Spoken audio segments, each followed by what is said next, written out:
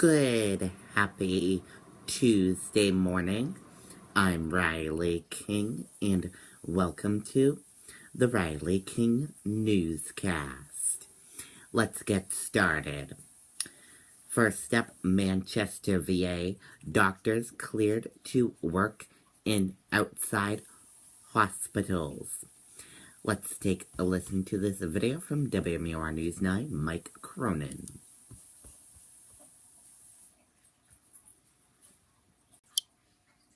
Three words that mean so much in the furniture industry today.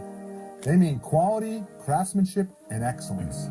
And at Ippolito's Furniture, we're proud to say that 90% of the furniture we sell is made right here in the USA.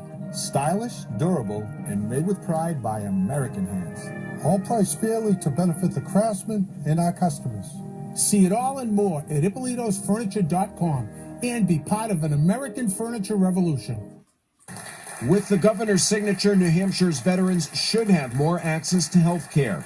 Veterans Affairs doctors will now be able to temporarily serve patients at hospitals across the state. And we realized the state needed to step up and make sure that we provided this pathway. There wasn't a break in the care. Last month, right after a Boston Globe article alleged substandard care at the Manchester VA Medical Center, there was extensive flooding from a pipe burst. Fixing some of the damage will last through the end of the year. So to bridge that gap, Governor Chris Sununu signed an executive order today lifting the licensing requirements. Now, VA physicians and physician assistants can work in other facilities. What it allows us to do is to have our VA providers who may have a license in a different state to be able to take care of veterans in a non-VA facility. Catholic Medical Center is the first to partner with the VA Medical Center. That's so important when we have a backlog of endoscopies, the upper endoscopies, colonoscopies, cystoscopies. The VA will continue to schedule appointments as more hospitals step up to help. We can be nimble, we can be innovative, we can push the limits a little bit, and that's exactly what we're going to do to make sure we get them the best quality of care. The executive order will last about 8 months, but even after that, CMC and the VA Medical Center will continue their partnership. Reporting live in Manchester tonight, Mike Cronin, WMUR News 9. Okay, and there you go on that report.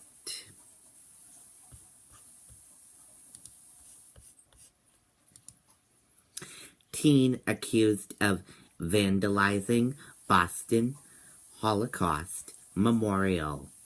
Let's take a listen to this video from WCVB Boston.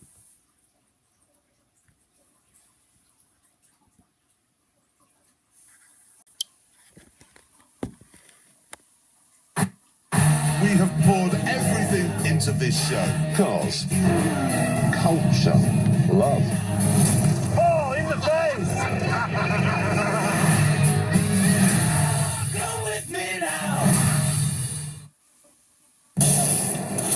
I think it's awful. It's horrific. It was really, really terrifying. For the second time this summer, crews clean up after the Holocaust Memorial is desecrated. It was just the shatter of the glass right away. I think everyone kind of stopped in their tracks, and we didn't really know what to make of it. We heard just a very loud shattering noise, and we saw a man who had thrown his hood up and ran across the street. Witnesses say a teenager threw what appeared to be a rock at the glass wall. It shattered into countless pieces on the ground. Those witnesses did more than look on.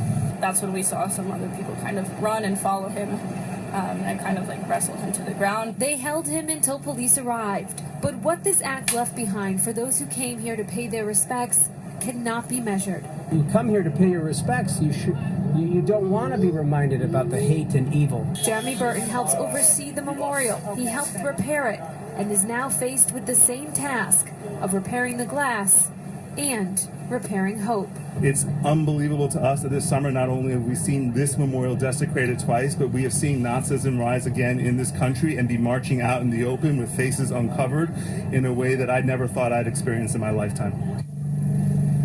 Again, a 17-year-old from Malden has been arrested, charged in connection with this. The charge is willful and malicious destruction of property, but the investigation is ongoing. More charges may come. We're live in Boston. Nicole Estefan, WCVB News Center 5. Okay, and there you go on that report.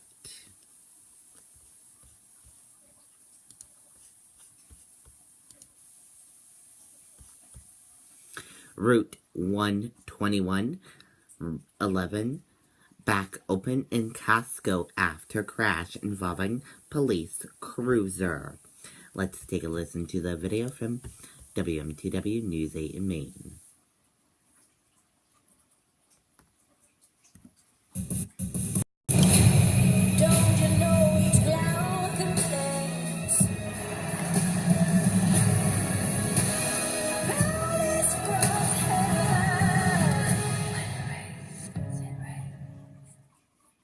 Route 11 has reopened in Casco tonight after 2 people were hurt in a multi-vehicle crash near the intersection of Route 121.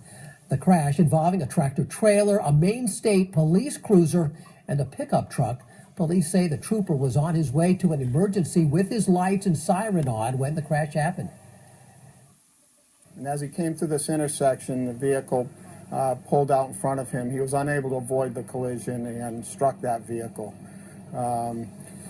He crossed the center line and hit a pole and then bounced into a trailer truck that had come to a stop because of the blue lights.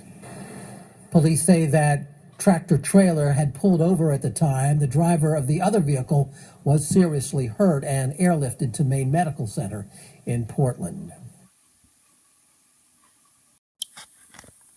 Okay, and there you go on that report.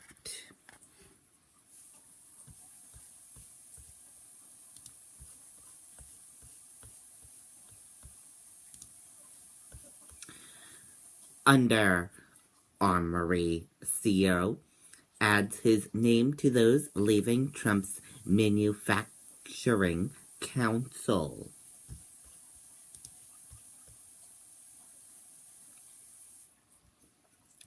Under Armour CEO Kevin Plank said Monday evening he is leaving President Donald Trump's manufacturing council. According to Plank, the sportswear company engages in innovation and sports, not politics.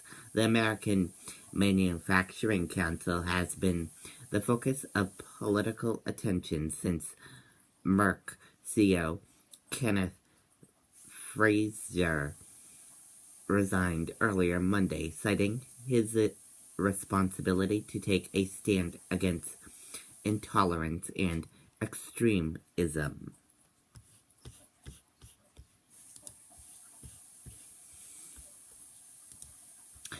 Kim Jong-il briefed on possible Guam attacks. Let's take a listen to this video from ABC News.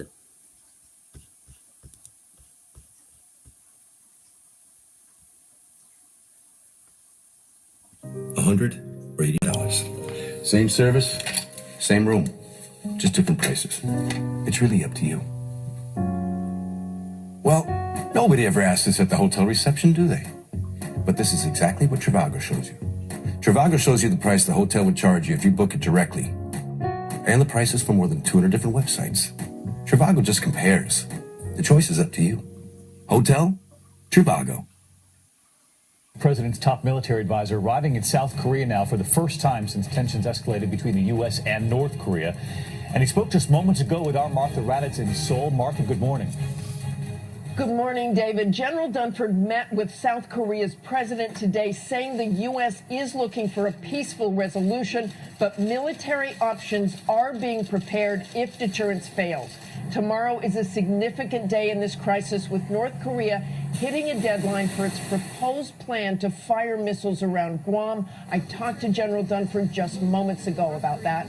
Are you more nervous than with their usual rhetoric because they were so specific? Yeah. Martha, I don't know how serious the threat is. I don't know if they're going to do what they say they're going to do, but we're not complacent about it.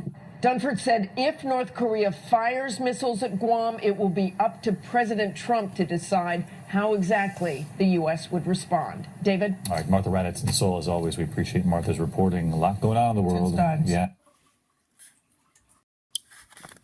Okay, and there you go on that report. Also, Kim Jong-un was briefed today by North Korean general on the country's plan to launch missiles toward Guam, according to South Korea's largest news agency.